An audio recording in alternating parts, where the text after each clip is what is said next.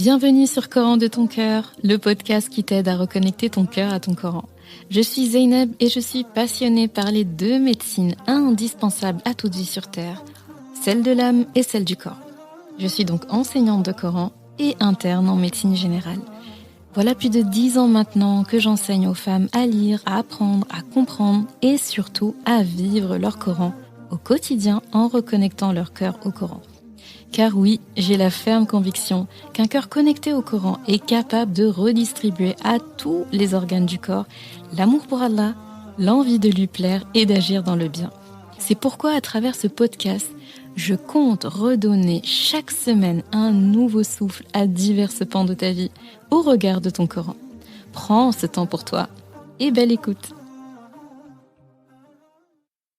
بسم الله الرحمن الرحيم يا داود إنا جعلناك خليفة في الأرض فاحكم بين الناس بالحق ولا تتبع الهوى فيضلك عن سبيل الله إن الذين يضلون عن سبيل الله لهم عذاب شديد بما نسوا يوم الحساب. Ô Daoud, nous avons fait de toi un khalife sur la terre. Juge donc en toute équité parmi les gens et ne suis pas la passion. Sinon, elle t'égarera du sentier d'Allah. Car ceux qui s'égarent du sentier d'Allah auront un dur châtiment pour avoir oublié le jour des comptes. Surat Sad, Aya 26. Assalamu alaikum wa rahmatullah.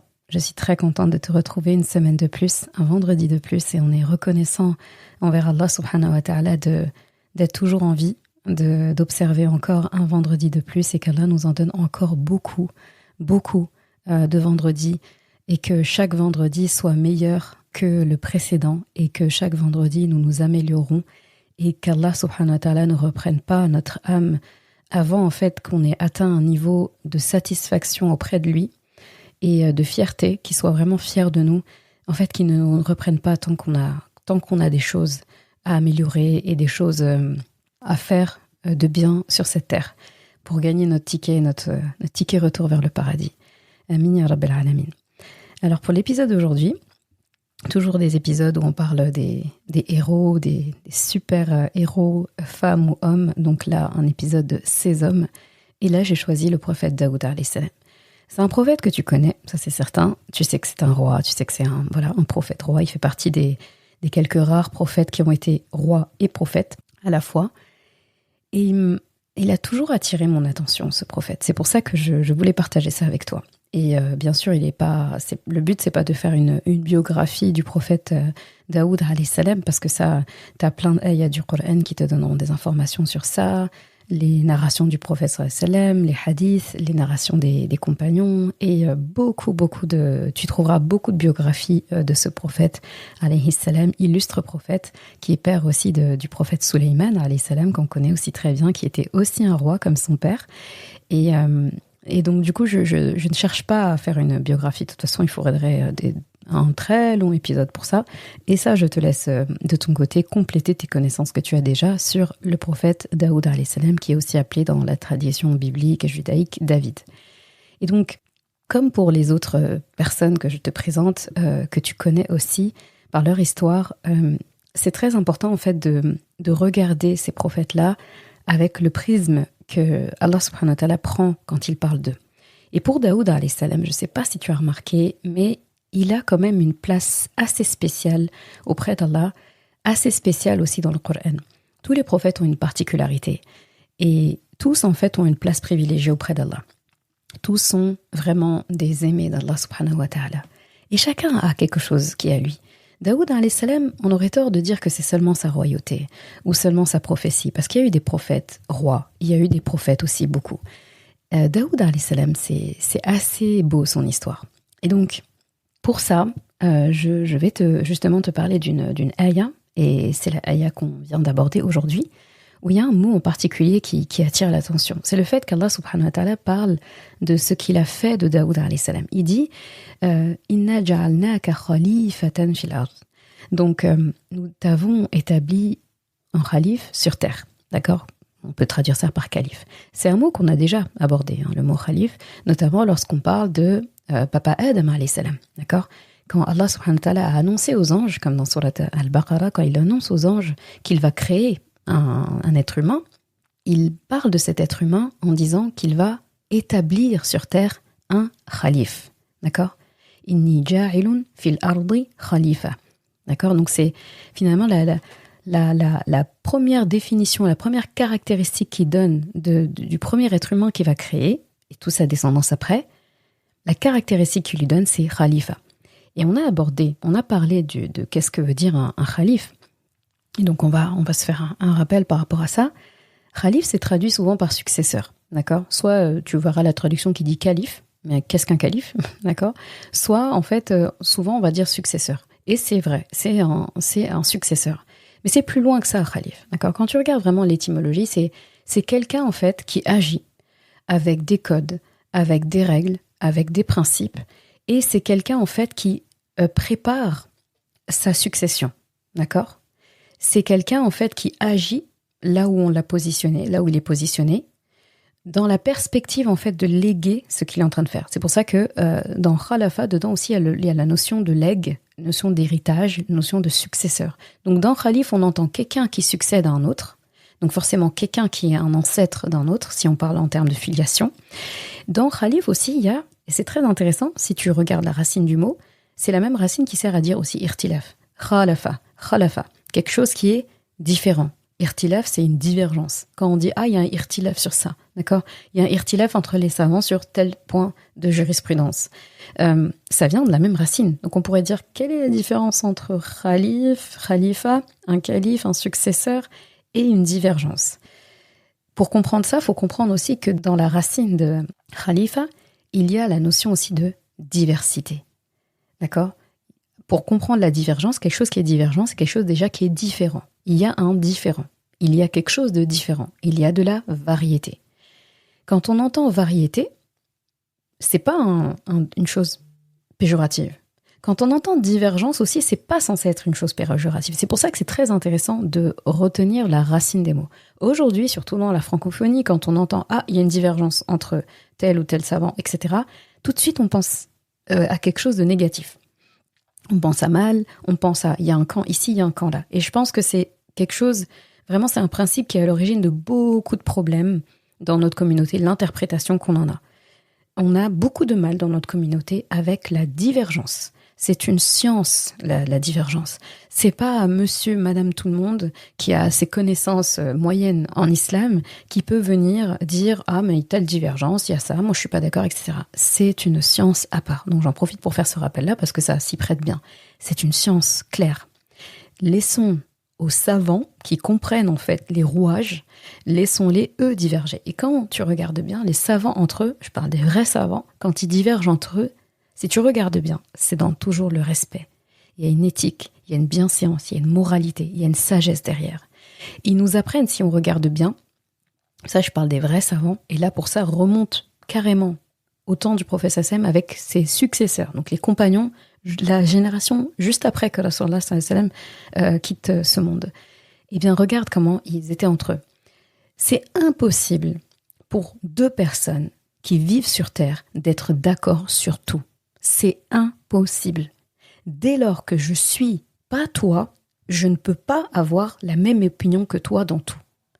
Même des jumeaux qui sont dans le même ventre que leur mère, qui sont, on va dire, identiques, ils n'ont pas les mêmes empreintes digitales. Génétiquement, ils sont pas identiques, d'accord ?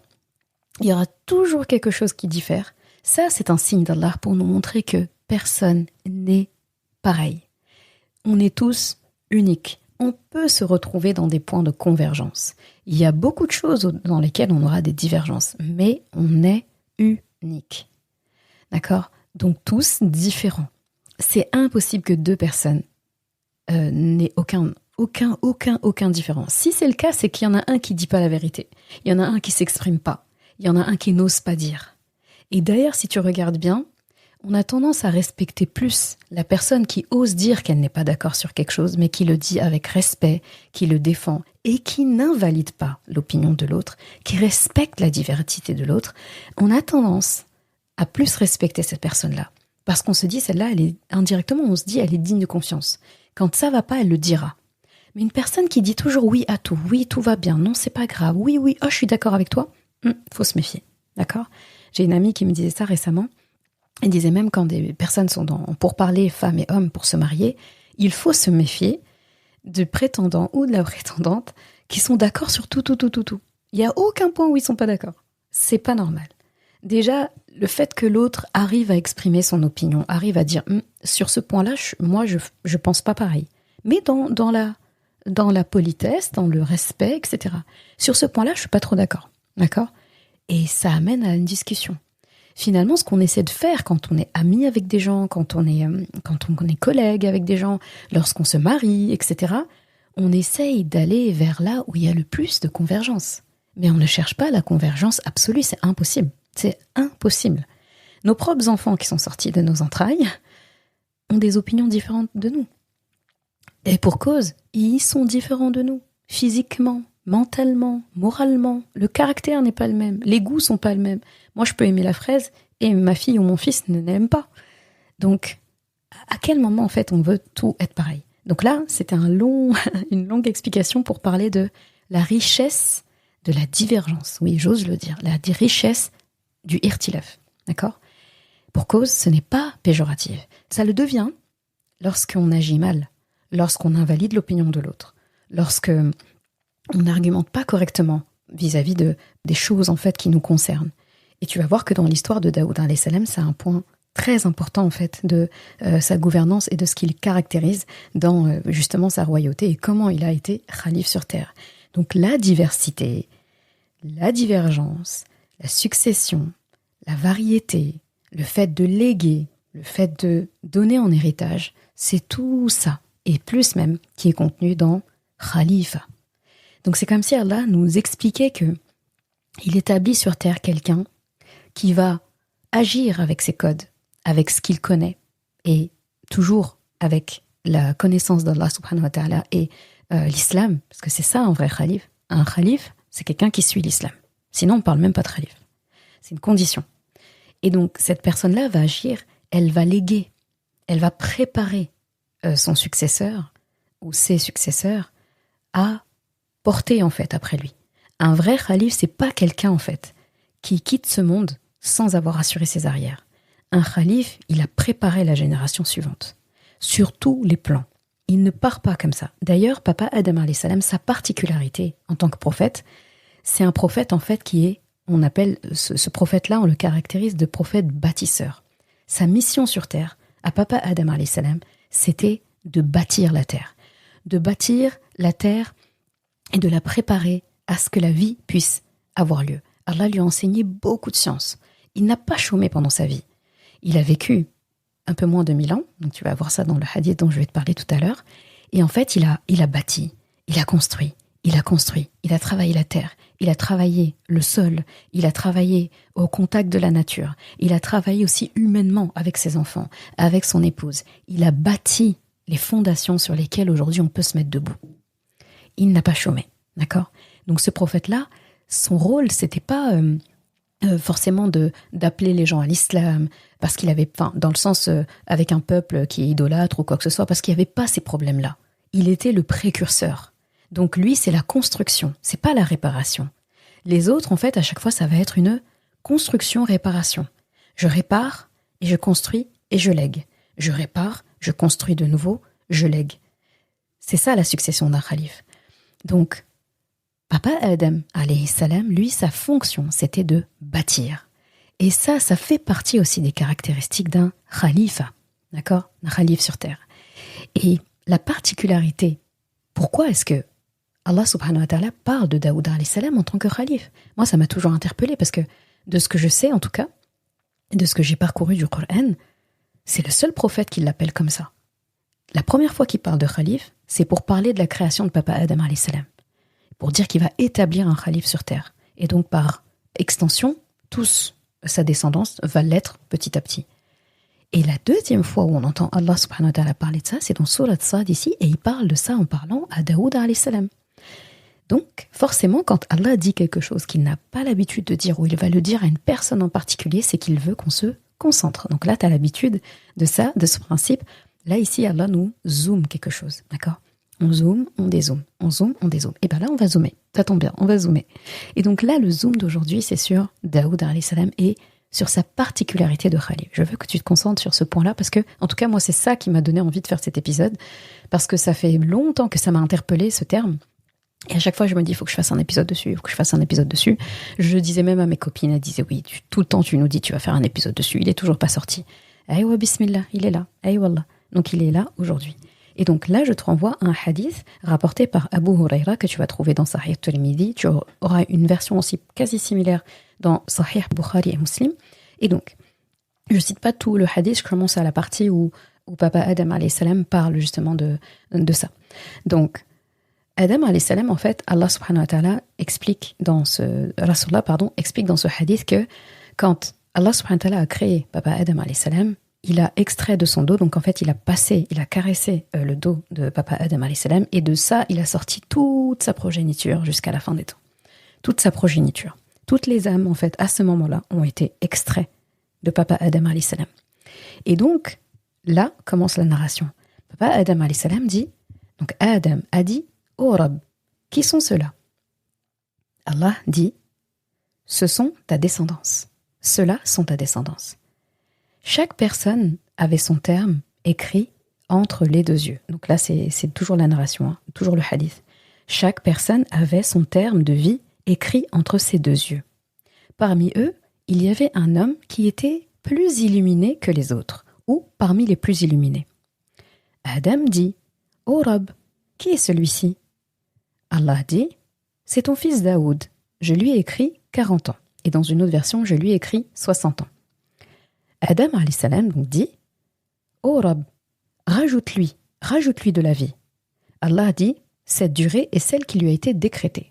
En gros, je lui ai décrété ce temps-là, 60 ou 40.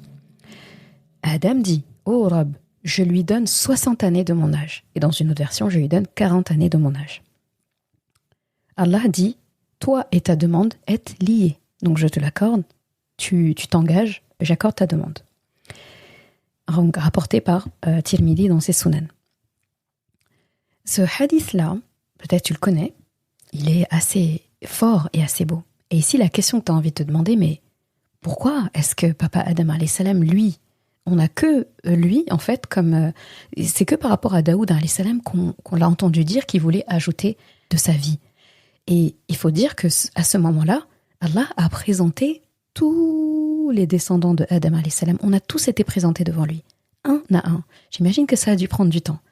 Toutes nos âmes, chacun, nous avons été présentés à Papa Adam alayhi salam. Il sait tout de nous. Et c'est tellement logique, en fait. Comment un père ne connaît pas ses enfants ? Il sait, toi, moi, un autre, etc. Il connaît l'époque où on va vivre, nos comportements, nos caractéristiques, ce qu'on va faire de marquant. Le fait que je fasse un podcast, il le sait. Il le savait, plutôt. Ton métier, ce que tu as accompli, le nombre d'enfants que tu as eu, ce que tu vas léguer sur Terre, est-ce que tu vas vivre longtemps ou pas, le nombre d'années où tu vivras. Il était au courant, juste il nous regardait, il savait. Donc il était au courant de tout ça. Mais pour certaines personnes, il a posé des questions, parce que ça l'intriguait. Et dans ce hadith, Allah capture cette personne-là. Peut-être qu'il a posé des questions sur d'autres.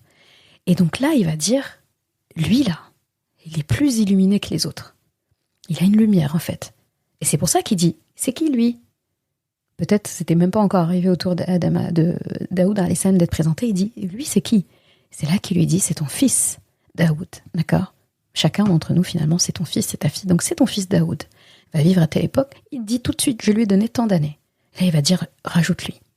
Et là les savants ils expliquent que Papa Adam alayhi salam, en fait, il a reconnu en Daoud alayhi salam quelque chose qu'il a en lui. Il a reconnu en lui Khalifa. Beaucoup sont khalifas. Beaucoup n'agissent pas selon des khalifas. C'est un prophète, en fait. Il aurait pu dire ça du prophète sallam, d'un autre, ou même de quelqu'un de pieux aussi, comme Luqman alayhi salam, qui est cité dans le Coran, et d'autres personnes pieuses qui n'étaient pas forcément prophètes. Mais le fait qu'il reconnaissent immédiatement finalement cette compétence chez Daoud alayhi salam, ça l'a marqué.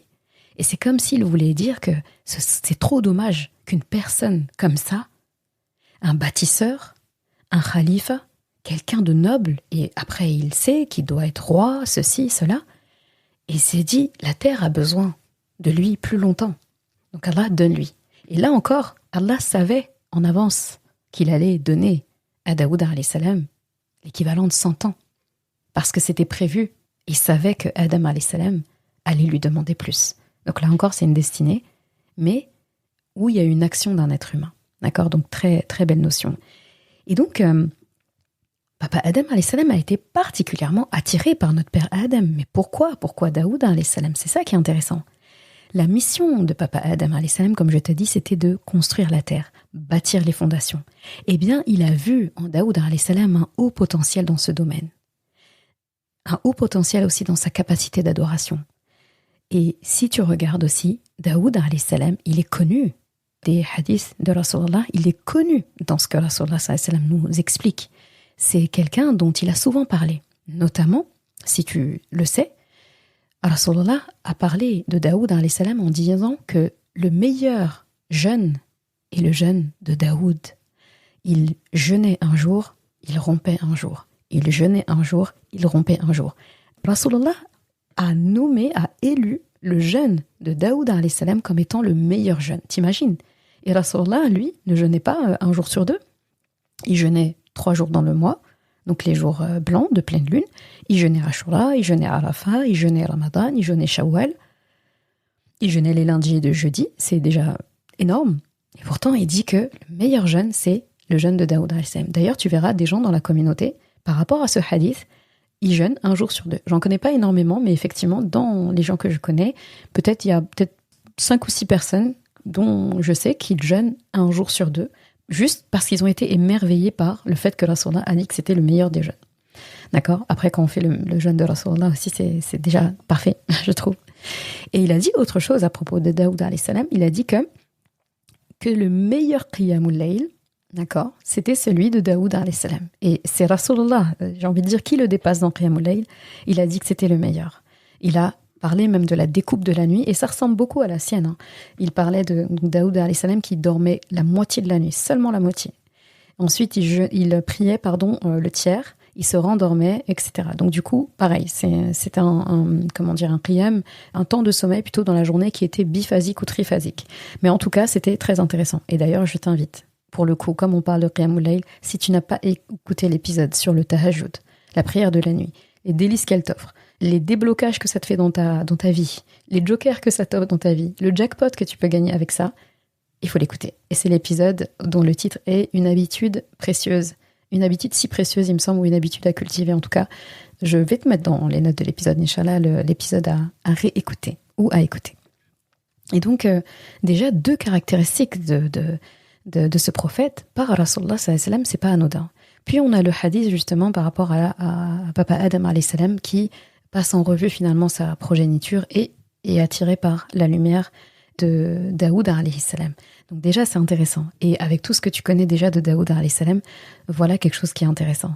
Et c'est, comme je disais, c'est le seul prophète dont Allah subhanahu wa ta'ala parle dans le Coran comme étant un khalifa, d'accord, lui et Adam alayhi salam bien sûr. Et donc Daoud alayhi salam, c'est ces caractéristiques-là. C'est un roi. C'est un roi aussi qui est juge, parce qu'un roi n'est pas forcément un juge. Hein. Un roi peut avoir un juge aussi qui fait le jugement. Il était roi, prophète, juge. C'est déjà énorme. Et donc, il était juste. Il avait beaucoup de sagesse. Et c'est vraiment déjà énorme, machallah, chez quelqu'un. Et ce qui est beau aussi chez Daoud alayhi salam, et c'est Rasulullah aussi qui en parle dans des hadiths, où il parle de son harmonie avec la nature. Daoud alayhi salam avait une très très belle voix. Une voix mélodieuse. On disait de lui en fait qu'il avait une voix envoûtante. N'importe qui l'entendait en fait était émerveillé par sa voix. Il faisait le dhikr, il récitait les psaumes, donc az-zabour. Donc il récitait en fait la parole d'Allah. Donc lui il a reçu az-zabour, d'accord, donc les psaumes de Daoud comme on dit, et il les récitait de bon matin. Il faisait le tasbih, il faisait du dhikr tous les matins, au point où c'est lui en fait qui rappelait aux animaux, qui rappelait aux pierres, aux montagnes, etc., de faire l'évocation d'Allah subhanahu wa ta'ala, et pas à l'inverse. Et d'ailleurs, en cela, tu vas pouvoir te régaler dans le Coran. Si tu te rends à Surat Sad, donc tu remontes juste un peu par rapport à la ayah qui a motivé l'épisode du jour, donc toujours la même sourate, et c'est à partir de la ayah 16 où Allah subhanahu wa ta'ala parle justement de ce côté de Daoud alayhi salam, quand il dit Inna sakharna al-jibala ma'ahu yusabbihna bil-'ashiyyi wal-ishraq wat-tayra mahshura kullu lahu awwab. Donc il dit, nous avons soumis les montagnes qui matin et soir célébraient avec lui, donc avec Daoud alayhi salam, notre gloire, notre sainteté, et de même que les oiseaux rassemblés autour de lui, tous soumis à sa volonté. Donc très beau. Et il dit dans la ayah d'après, nous l'avons fait maître d'un puissant royaume et l'avons doté de sagesse, d'éloquence et de discernement dans ses jugements. Donc très très beau. Et moi je pense que c'est quelque chose qui me touche beaucoup par rapport à Daoud alayhi salam, c'est ça, c'est son harmonie avec la nature en fait. Il prenait soin de la terre. Et même par rapport à la nature, les animaux qui étaient en harmonie avec lui comprenaient le langage des animaux et aussi des non-animés, comme les montagnes, les pierres, etc. On pourrait même pas se douter que les montagnes, pierres et tout, entre guillemets, parlent ou un langage. Et ben lui, il comprenait leur langage. Donc, quand on dit que quelqu'un, c'est-à-dire même la pierre, en fait, même la pierre fait le tasbih d'Allah. Donc, quand on dit que quelqu'un limite a un cœur de pierre, en fait, ce qu'on peut dire, c'est que c'est pire que la pierre. Parce que la pierre elle-même, l'eau peut passer à travers la pierre. La pierre peut se fissurer. La pierre, en fait, a une vie dans le sens où, auprès d'Allah subhanahu wa ta'ala, c'est une vie. Donc, voilà. Si quelqu'un dit cœur de pierre, bah, en fait, faut se dire qu'elle voulait dire pierre. Donc, cette harmonie avec la nature, c'est vraiment très beau. Et au-delà de la nature, il maîtrisait aussi les choses qu'Allah subhanahu wa ta'ala a mis dans la nature. Il cultivait la terre. Il avait appris tout ce qui était l'art agricole, la métallurgie. Donc c'est le premier d'ailleurs à avoir su fabriquer des côtes de mailles. Et Allah a rendu le fer malléable dans ses doigts. C'est-à-dire il n'avait pas besoin de chauffer le fer. Il tenait le fer dans les mains, quelle que soit l'épaisseur, etc. et tout, et il pouvait le tordre et il pouvait le façonner. Et je pense que tu vois, c'est quoi des côtes de mailles, donc les armures que les gens utilisaient, etc. Avant Daoud alayhi salam, ils utilisaient aussi le fer sur leurs armures, mais du coup, c'était du fer qui était pas malléable du tout, et c'était pas du fer souple dans le sens où il n'y avait pas de souplesse dans les armures. C'était des armures rigides qui offraient peu de possibilités de mouvement, etc. et tout, et c'était difficile. Avec les côtes de mailles, et Allah subhanahu wa ta'ala lui donne des directives très intéressantes, et là aussi, c'est dans le Coran, franchement, tu vas te régaler. Et là, c'est dans Surat Saba, qui parle à la fois de Sulaiman alayhi salam, de la reine de Saba, et qui parle aussi de Daoud alayhi salam. Et justement, dans la ayah, à partir de la ayah 10, donc il parle aussi, encore une fois, de ce qu'il a accordé à Daoud alayhi salam. Il dit « Nous avons comblé Daoud de nos faveurs. Nous avons dicté aux montagnes et aux oiseaux de faire écho à ses tasbihs, à ses chants, et nous avons rendu le fer malléable entre ses mains, lui inspirant d'en faire des larges côtes de mailles en anneaux bien ajustés. » Donc là, Allah lui donne des directives très claires. Et il dit « Accomplissez des bonnes œuvres. Je vois parfaitement ce que vous faites. » Donc, il leur dit « I'amalu saliha ». Donc, saliha, c'est les bonnes œuvres et c'est bien faire. Faire les choses et bien le faire. D'ailleurs, ça me rappelle, j'avais consacré un épisode de Ramadan Naissance. Pas ce Ramadan de cette année, mais Ramadan 2023. Et l'épisode, il me semble que ça s'appelle « Faire le bien et bien le faire ». Je vais te mettre aussi dans les notes de l'épisode. C'est pas un épisode très long, parce que c'était des épisodes courts pendant tous les jours aussi, pendant Ramadan de l'année dernière. Et je parlais justement de cet art, en fait, de faire les choses avec minutie, avec excellence quand on doit les faire. Et ici, en fait, ça illustrait ça parfaitement avec Daoud alayhi salam qui faisait les choses avec minutie. Ce qu'il faut vraiment garder en tête avec Daoud alayhi salam, c'est sa grande capacité, en fait, à travailler. C'est quelqu'un qui travaillait. C'est quelqu'un, en fait, d'ailleurs, ça aussi, c'est une narration dans des hadiths, donc Rasulullah sallallahu alayhi wa sallam qui disait que Daoud alayhi salam, c'était ce roi qui ne mangeait que du travail de ses mains. Il ne mangeait que du travail de ses mains. C'était un forgeron, c'était un berger, c'était un agriculteur. Il faisait tout ça en fait. Il travaillait la terre, il travaillait les armures, et il travaillait les champs, etc. Et il ne mangeait que de ce qu'il avait travaillé la journée. C'est un roi, hein. Et c'était un roi très riche. C'était un roi en fait qui avait tout ce qu'il voulait.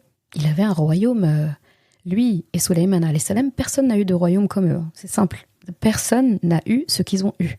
Et c'est pas seulement en termes de royaume, richesse. Ils avaient la richesse aussi de comprendre les langages de tous leurs sujets. Animaux, humains, djinns, pierres, arbres, montagnes, tout ce que tu veux. C'est énorme. C'est ça, ça s'appelle la royauté. Aujourd'hui, les rois qu'on a à côté, même ceux qu'il y a eu dans l'histoire, ça n'a rien à voir. Donc, c'était des grands rois. Et est-ce qu'aujourd'hui, on pense à un roi qui travaille, qui va juste aller travailler et gagner son pain lui-même? Non, on ne connaît pas ça. Et Daoud, alayhi salam, il était ce roi-là. Donc, imagine, c'est vraiment énorme. Donc, il était fort dans le développement agricole. Il était toujours en train de sillonner, en train de rechercher comment il pourrait mieux travailler la terre, etc. Et Sulayman, alayhi salam, a hérité ça de lui. On sait qu'il avait l'habitude de sillonner vraiment le pays, les horizons, etc.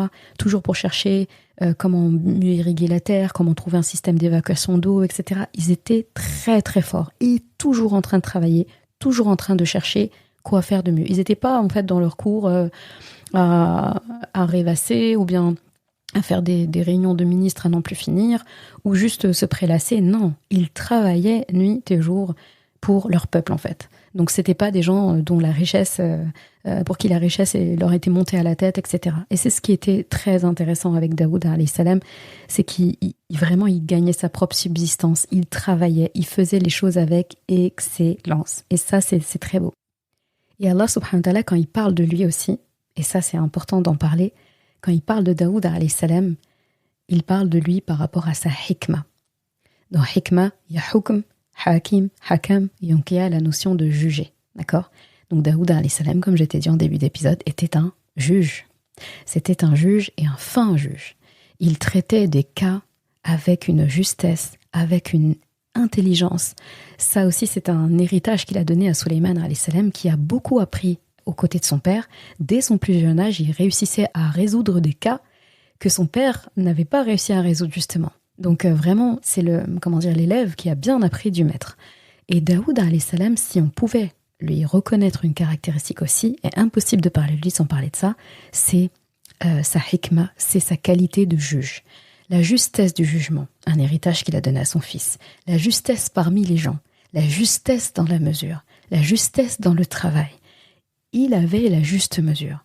Et la juste mesure, c'est aussi quelque chose d'excellent. En fait, quand on parle de justesse, il y a de l'excellence. C'est justesse et justice et excellence qui corroborent tout ça. Et donc, il y a ce passage dans Surat Sad, donc toujours vers les ayats justement qui ont motivé l'épisode du jour, où il y a une scène qui arrive.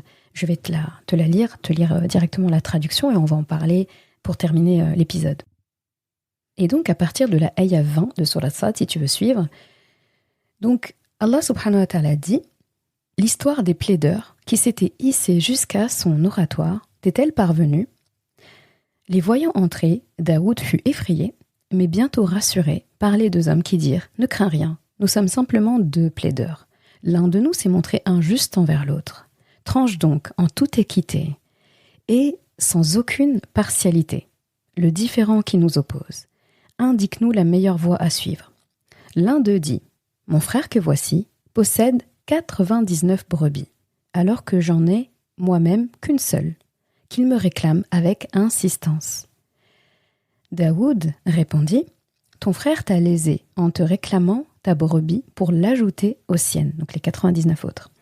Les gens sont souvent injustes les uns envers les autres dans leurs relations, à l'exception de ceux qui, bien rares, ceux qui croient et accomplissent des bonnes œuvres. Donc là, c'est Allah qui parle. Donc Daoud alayhi salam, il a donné son jugement et Allah dit: les gens sont souvent injustes les uns envers les autres dans leurs relations, à l'exception de ceux, bien rares, qui croient et accomplissent de bonnes œuvres.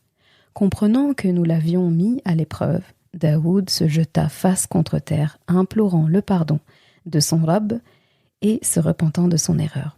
Nous lui avons accordé notre pardon et lui réservons tout près de nous la plus heureuse des retraites. Daoud, donc là c'est la ayah qui a motivé l'épisode de jour. Ô Daoud, nous avons fait de toi un khalife sur la terre. Juge donc en toute équité parmi les gens, et ne suis pas la passion, sinon elle t'égarera du sentier d'Allah. Car ceux qui s'égarent du sentier d'Allah auront un dur châtiment pour avoir oublié le jour des comptes ou le jour du jugement. Et donc, je ne vais pas t'expliquer tout en détail par rapport à ces ayats-là, parce que ça demanderait de faire plusieurs épisodes, carrément, tellement c'est riche. Mais je vais juste parler justement de la hikmah derrière ça. Donc, tu as entendu l'histoire, donc un homme, donc des jeunes qui rentrent déjà par effraction. Déjà, juste imagine le contexte. Là, Daoud alayhi salam, il a vite compris en fait que c'était... il a vite compris, il a compris vraiment après que c'était en réalité 2 anges. Et donc, faut imaginer, c'est comme si là, il y a un roi, imagine n'importe quel pays, et tu prends juste la résidence présidentielle, d'accord, de ce pays, ou le royaume, le palais. Et donc, là, Daoud alayhi salam, c'est comme si Allah précise exactement la pièce dans laquelle il se trouve chez lui. L'endroit même de la pièce où il se trouve chez lui. C'est l'espace prière, dans sa chambre, dans le palais. Et donc, c'est comme si Daoud alayhi salam entre dans la pièce et il trouve 2 hommes ici qui l'attendent en fait. Et qui disent, on a juste un truc, on aimerait que tu juges entre nous, quoi. Je sais pas si tu imagines. C'est comme si t'es chef d'entreprise. Et en fait, je sais pas, moi, t'as fini une réunion, ou bien, voilà, t'es conférencier ou conférencière et t'as donné une conférence, ou bien une star, ou un truc comme ça. Bon, on s'entend sur le mot star.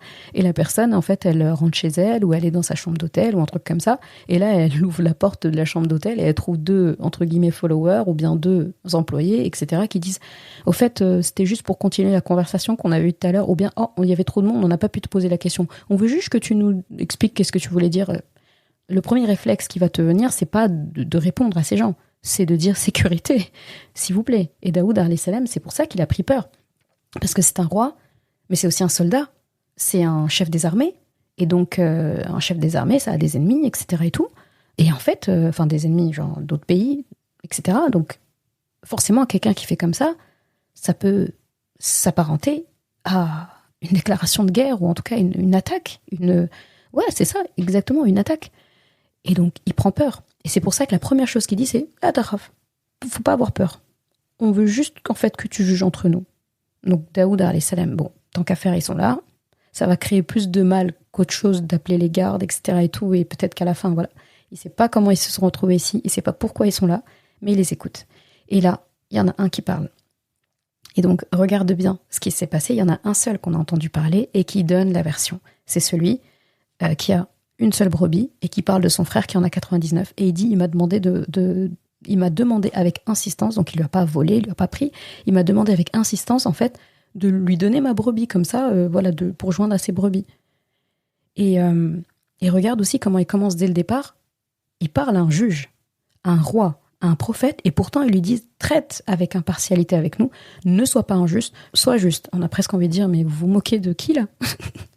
Vous venez d'arriver, vous demandez de juger, et vous nous dites comment juger. Et c'est là qu'on voit en fait que Daoud alayhi salam, il est mis à l'épreuve par Allah subhanahu wa ta'ala. Là, dès qu'on commence à lire, on commence à comprendre ça. Parce que comment la personne en fait peut, on a envie de dire, on va pas enseigner à la personne son art normalement. Donc si ceux-là se permettent de faire ça, ça veut dire qu'ils connaissent mieux le jugement que lui. Ça veut dire qu'ils maîtrisent mieux la magistrature que lui. Donc ça peut être que des gens qui le dépassent. Donc ça peut être que des anges en réalité, des gens envoyés par Allah subhanahu wa ta'ala. Mais dans la peur et la stupéfaction, Daoud alayhi salam a répondu tout de suite.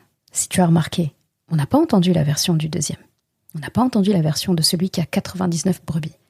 On a tout de suite entendu l'autre qui dit « Ouais, il m'a demandé avec insistance ». Et dans une autre traduction, il dit que, en gros, il est plus éloquent que moi, et donc « Wa'azzani fil khitab ». D'accord ? Fil khitab, donc... dedans, il y a l'éloquence, le discours. En gros, mon frère, il est plus éloquent que moi, plus persuasif que moi. Et en gros, il a été insistant dans la conversation. Il m'a même pas laissé en placer une. Et en fait, il est plus charismatique, etc. que moi. Il a tout de suite voulu avoir le dessus sur moi. C'est pas juste. Et là, on entend tout de suite le jugement de Daoud alayhi salam. Là, il n'y a pas besoin d'être un grand juge pour savoir que, mais on n'a pas entendu le deuxième parti. On n'a pas entendu l'autre camp, en fait. Et peut-être que l'autre camp avait quelque chose à dire. Mais c'est vrai que lorsqu'on lit ça, comment l'autre a parlé, on a presque envie de dire, en fait, toi, comment t'as tiré l'histoire vers nous, et c'était très subjectif. Il dit, au début, c'est factuel. Moi, j'ai ça, mon frère, il a ça. Mais il nous manque des éléments.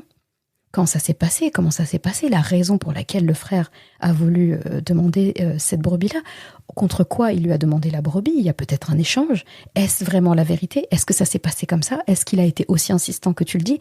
Il nous manque ces éléments. Daoud alayhi salam, c'est la première fois, et c'est pour ça qu'Allah l'a mis dans le Coran. Il n'y a pas beaucoup de jugements, finalement, de cas. Il en a traité on ne sait combien des cas, mais c'est le seul cas qui est mentionné dans le Coran. Et c'est le seul cas de ce qu'on connaît dans l'histoire où Daoud alayhi salam a hâté son jugement et où il s'est empressé, il s'est trompé. Alayhi salam. Et ça, c'est pour nous enseigner quelque chose. Parfois, Allah subhanahu wa ta'ala fait que des prophètes, on va dire, se trompent un peu pour nous montrer, en fait, finalement, quelque chose qui se fait beaucoup dans notre commun des mortels et pour montrer à quel point c'est grave. Parce que ça, en fait, aujourd'hui, c'est le quotidien de beaucoup de gens. On écoute un parti, on n'écoute pas l'autre. On juge sur un parti seulement. Et ça, tout le monde l'a déjà vu. Même subi, j'ai envie de dire. Je prends le risque de dire que tout le monde l'a au moins subi une fois. On écoute un parti, on ne t'a pas écouté. Et il y a quelque chose qu'on fait aussi, et subhanallah, ça aussi, ça m'attriste beaucoup. On le fait aussi de personnalités qu'on ne connaît pas. Les gens, maintenant, ils regardent les people, ils regardent les influenceurs, ils regardent ça. Je sais que je parle souvent des réseaux sociaux, mais parce que c'est ce qui est là aujourd'hui et c'est ce qui parle au plus à nos jeunes, à toutes les générations. Et donc, en fait, on entend une partie et il y a toute la terre entière qui commente, qui dit « mais elle aurait pas dû faire ça ». Mais lui, moi, je défends. Mais on a envie de dire « qui t'a appelé ? Qui t'a demandé ? Qui t'a appelé à la barre ?» Moi, quand j'entends des gens parler comme ça, maintenant, je vais leur dire ça. Qui t'a appelé à la barre ? C'est Allah, c'est toi, c'est l'autre. Qui t'a appelé à la barre ? Est-ce que tu es avocat ? Est-ce que tu es juge ? Est-ce que tu es agrégé en droit ou je ne sais quoi ? Comment en fait on en est arrivé à là ? Donc ça, c'est quelque chose de tellement quotidien chez nous qu'en fait on remarque même plus. Ou bien pareil, quelqu'un va venir te parler d'indifférent. Il faut avoir le réflexe de ne pas en tout cas hâter le jugement, dire j'ai entendu.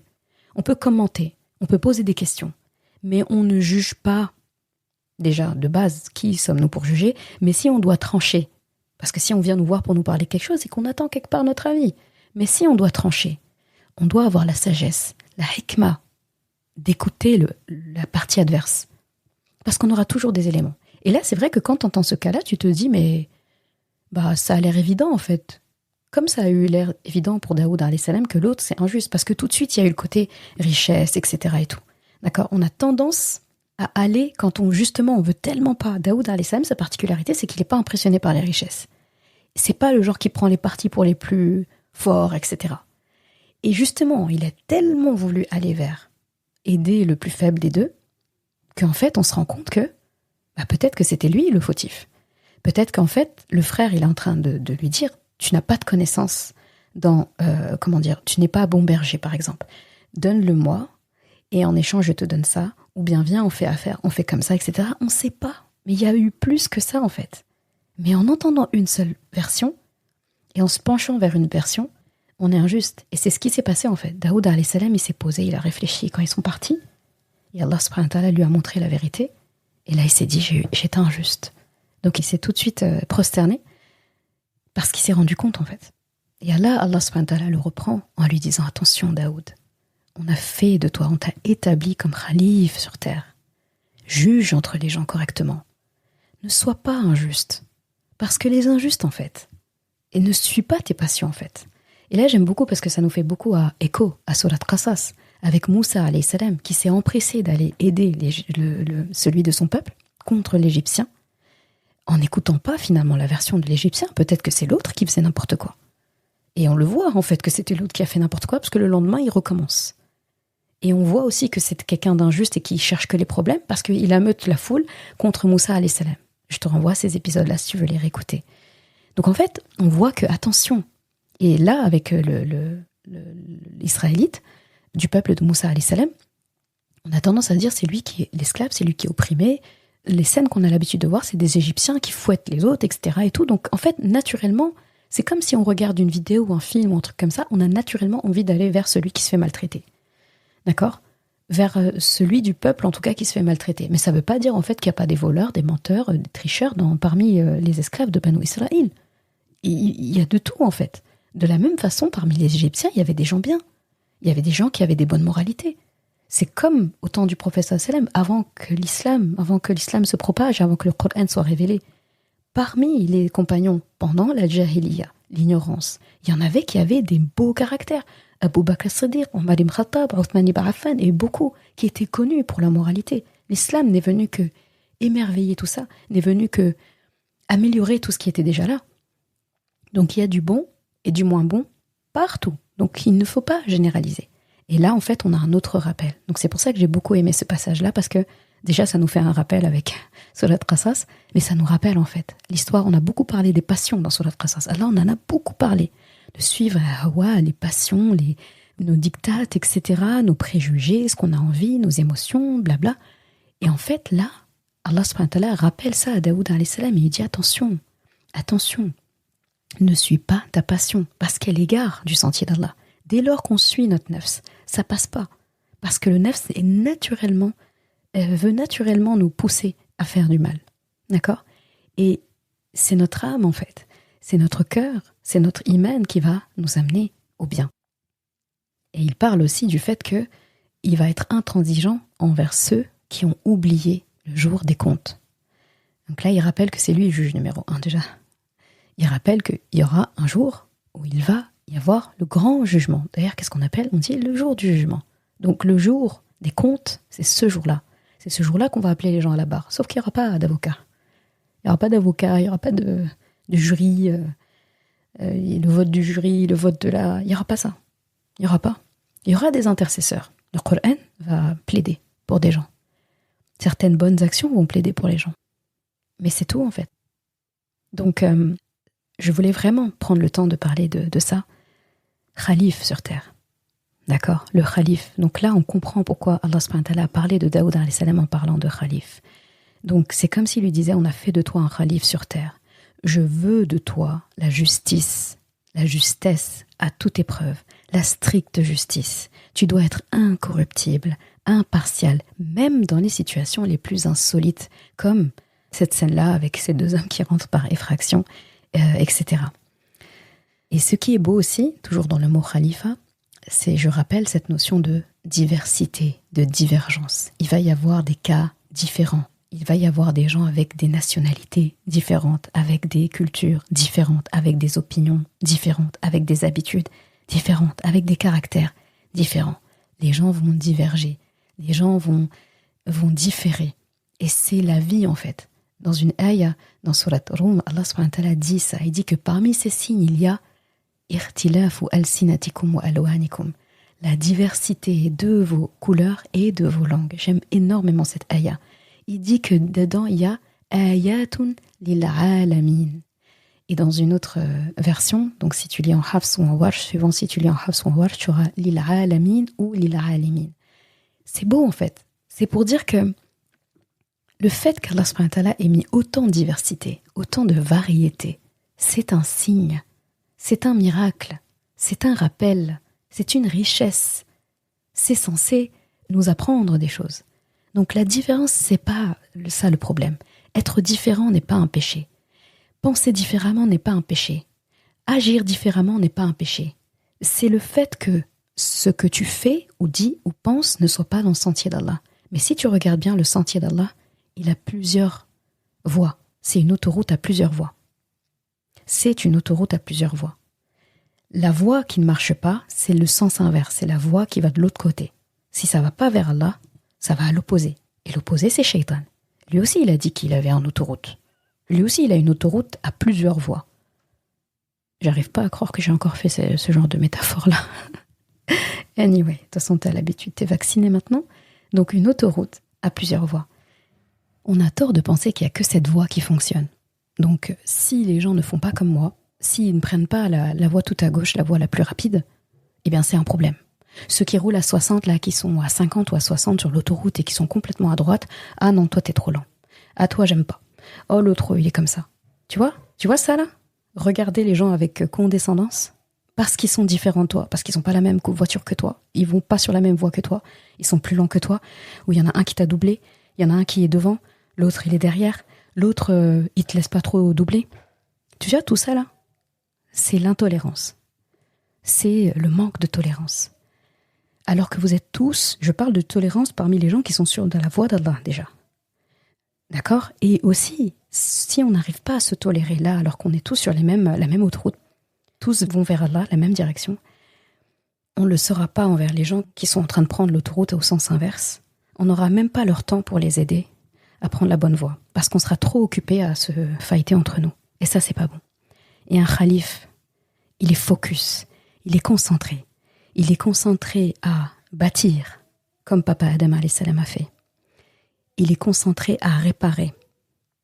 Il est concentré à construire du nouveau sur la réparation qui a été faite, parce que réparer, ça suffit pas, il faut donner quelque chose de bien derrière.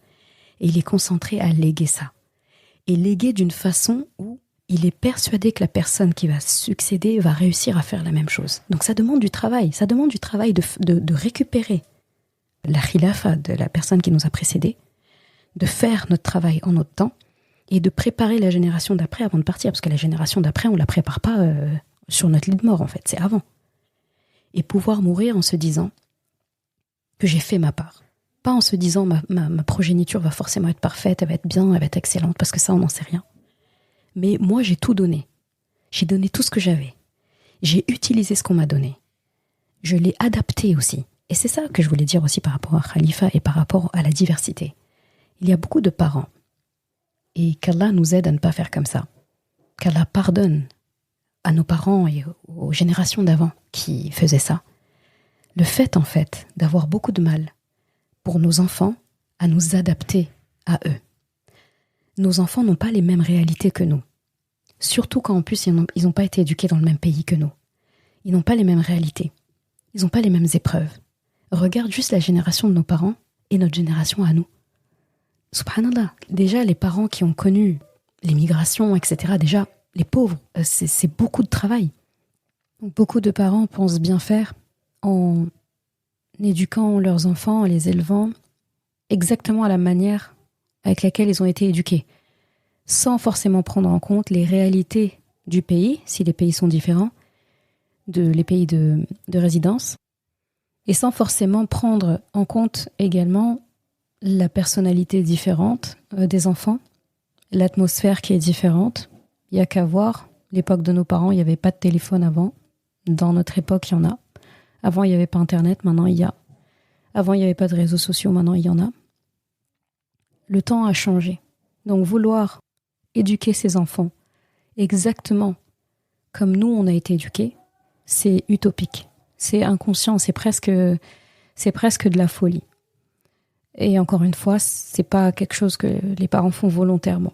Et qu'Allah nous aide à ce que nous-mêmes ne reproduisons pas cette erreur-là. Et toujours pour en revenir à la notion de khalife, un khalife, c'est quelqu'un qui a cette vision. C'est quelqu'un qui est visionnaire sur ce point-là et qui sait pertinemment qu'en fait, il ne pourra pas faire exactement comme son prédécesseur et son successeur ne va pas non plus être un duplicata de lui. Et il faut qu'il accepte. Il faut qu'il accepte. Et ce qu'il doit lui donner, c'est les bases solides, en fait. C'est des bases solides. Et pour comprendre ça, c'est logique. Est-ce que nous vivons comme Papa Adam alayhi salam vivait ? Est-ce que nous vivons comme au temps de Rasulullah ? Est-ce que nous vivons exactement pareil ? Non. Il y a beaucoup de choses qui ne sont plus pareilles. Et donc on ne peut pas éduquer les enfants de la même manière. Par contre, nous prions, non ? Rasulullah, en son temps, il priait. Papa Adam alayhi salam priait. C'est ça qui est important. C'est les grandes valeurs. Et aujourd'hui, nous avons des gens qui veulent inculquer à leurs enfants des choses à juste titre ou pas, mais très complexes, alors que la prière n'est pas alléguée correctement. On ne doit pas normalement s'attarder sur des choses si les basiques ne sont pas assimilés. On ne peut pas en vouloir et combattre son enfant et rentrer en fait en divergence et en conflit avec lui parce qu'il ne fait pas ça, parce que par rapport à la culture, parce que il respecte pas la tradition d'un tel, oui mais la tradition va se perdre, etc., etc. Alors qu'en fait notre enfant, au niveau des 5 piliers, au niveau des piliers de la foi, au niveau de certaines valeurs très importantes dans notre islam, eh bien c'est manquant. C'est encore trop perfectible en fait. C'est pas normal. Et ça, c'est quelque chose que je vois beaucoup autour de moi. De toute façon, je compte consacrer un épisode sur ça. J'ai déjà parlé du fait d'être ancêtre, mais ça nécessite une partie 2, je crois, très importante. Et ça tournera autour de khalifa, parce que finalement, c'est comme ça qu'Allah nous définit. Il a dit qu'il allait établir un khalif sur terre. C'est nous, en fait. Et qu'est-ce que c'est que d'être de bons khalifs? Qu'est-ce que c'est que de transmettre cet héritage-là à nos enfants? Et donc pour ça, il faudra regarder les modèles de khalifa que nous avons déjà dans toute l'histoire, et il y a de quoi faire. Et il faut prendre tout ça, et avec nos réalités, avec nos personnalités, avec notre vécu, avec notre personne aussi. Nous sommes des personnes à part entière, en fait. On est des êtres à part entière. On n'est pas comme l'autre, en fait. Et c'est ce qui fait finalement qu'on est là à se perdre dans ce qu'on fait, dans plein d'actions, et on oublie qui nous sommes. Et on essaye d'être finalement ce que d'autres veulent que nous soyons. Et on n'est pas ceux qu'Allah, subhanahu wa ta'ala, nous a demandé d'être. Allah nous a créés pour être des personnes en particulier, des personnes singulières. Et de ça, il nous a demandé de faire des merveilles de ça, de ce qu'on est déjà. Mais à essayer de vivre une vie par procuration, que ce soit les parents, que ce soit la société, que ce soit les amis, que ce soit le conjoint, la conjointe, les enfants, ce que d'autres nous demandent, non, en fait. C'est pour ça qu'en fait, les gens perdent beaucoup de temps et arrivent à un certain âge, tout le monde fait après la crise de la décade en question et ça donne pas mal de choses. Wallahu a'lam. Eh bien, écoute, on arrive à la fin de cet épisode. J'espère qu'il t'aura apporté autant qu'il m'a apporté, en tout cas, de le préparer, de le méditer, etc. J'espère que dorénavant, quand tu entendras parler de Daoud alayhi salam, tu te concentreras sur ce point-là. Et d'ailleurs, je t'invite vraiment de ton côté à continuer à réétudier sa vie, son vécu, les grandes choses en fait qu'il a laissées dans ce monde, et en regardant ça avec le prisme de khalifa, comme Allah subhanahu wa ta'ala l'a défini. Et tu vas voir qu'on en trouve des belles choses. Je te dis à vendredi prochain. Salam alaikum wa rahmatullah. Merci d'avoir écouté cet épisode. Et comme toujours, si ce podcast t'a apporté du bien, alors une chose à faire, t'abonner pour ne rien rater. Et si il te semble pouvoir être utile à d'autres personnes, sens-toi libre de le partager et même de laisser un commentaire et la note de ton choix sur ta plateforme d'écoute préférée. Ce sera une belle manière de me faire savoir que ce podcast doit continuer et être écouté par le plus grand nombre. Je confie à Allah subhanahu wa ta'ala le soin de préserver ta foi, ton honneur et ton cœur. Je te laisse à présent passer un bon moment avec ton Coran et je te dis à vendredi prochain pour un nouvel épisode. Assalamu alaikum wa rahmatullah.